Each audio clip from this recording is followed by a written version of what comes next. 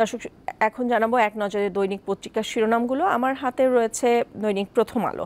দৈনিক প্রথম আলোতে শিরোনাম করা হয়েছে, আপনারা জানেন যে ছাত্র ধর্মঘট যেটি চলছে, কোটা বিরোধী আন্দোলন, সেই ইস্যুটিকে বিক্ষোভ থেকে ছাত্র ধর্মঘটের ডাক, এই শিরোনামে প্রতিবেদন করা হয়েছে। এছাড়াও হাইকোর্টের রায় স্থগিত হয়নি, শুনানি মুলতবি, এই কোটার বিরোধী যে আন্দোলন সেই প্রেক্ষিতে এই নিউজটিও করা হয়েছে।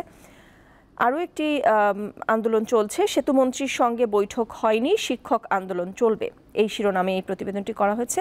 সর্বজনীন পেনশন নিয়ে শিক্ষকদের একটি অনশন, দুঃখিত, একটি আন্দোলন চলছে শিক্ষকদের, সেই খবরটিকে এখানে প্রাধান্য দেওয়া হয়েছে। এছাড়াও দুর্নীতির বিষয়টিও রয়েছে, কাস্টমস কমিশনার এনামুলের 9তলা বাড়ি 3 ফ্ল্যাট জব্দ, এই শিরোনামে প্রতিবেদন করা হয়েছে। এবার আমার হাতে রয়েছে দৈনিক কালের কণ্ঠ, সম্পদের তথ্য প্রকাশে মতানৈক্য, এই সচিব সভার যে গতকাল যে সভা অনুষ্ঠিত হয়েছে সেই খবরটিকেই এইভাবে শিরোনাম করা হয়েছে।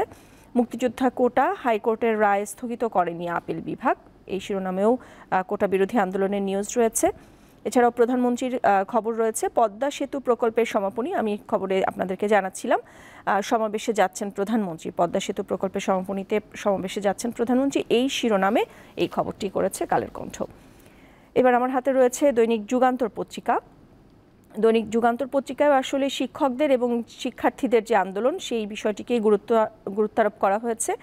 শিরোনাম করা হয়েছে, আন্দোলনে উত্তাল শিক্ষাঙ্গন, সরকারের সঙ্গে আলোচনার প্রত্যাশায় শিক্ষক কর্মচারীরা এবং শিক্ষার্থীদের যে আন্দোলন সেখানে শিরোনাম করা হয়েছে, কোটা বিরোধী শিক্ষার্থীদের সড়ক অবরোধ, বিক্ষোভ অব্যাহত। এবার মতিউরের স্পর্শকাতর ফোন আলাপ ফাঁস, বান্ধবী আরজিনারও অঢেল সম্পদের মালিক। আপনারা জানেন গতকাল এই খবরটি আসলে খুবই সাড়া ফেলে, যে মতিউর রহমানের বান্ধবীকে নিয়ে এই খবরটি। এবার আমার হাতে রয়েছে দৈনিক ইত্তেফাক পত্রিকা। দৈনিক ইত্তেফাকে সেই কোটা বিরোধী এবং শিক্ষকদের আন্দোলন, কোটা বিরোধী আন্দোলন, কোটা বাতিলের দাবিতে মহাসড়ক অবরোধ, রবিবার সব শিক্ষা প্রতিষ্ঠানে ধর্মঘট, এই শিরোনামে কোটা বিরোধী আন্দোলনকে শিরোনাম করা হয়েছে। ওমানে বাংলাদেশি শ্রমিকরা উভয় দেশের অর্থনীতিতে অবদান রাখছে, প্রধানমন্ত্রীর একটি খবর এখানে রয়েছে।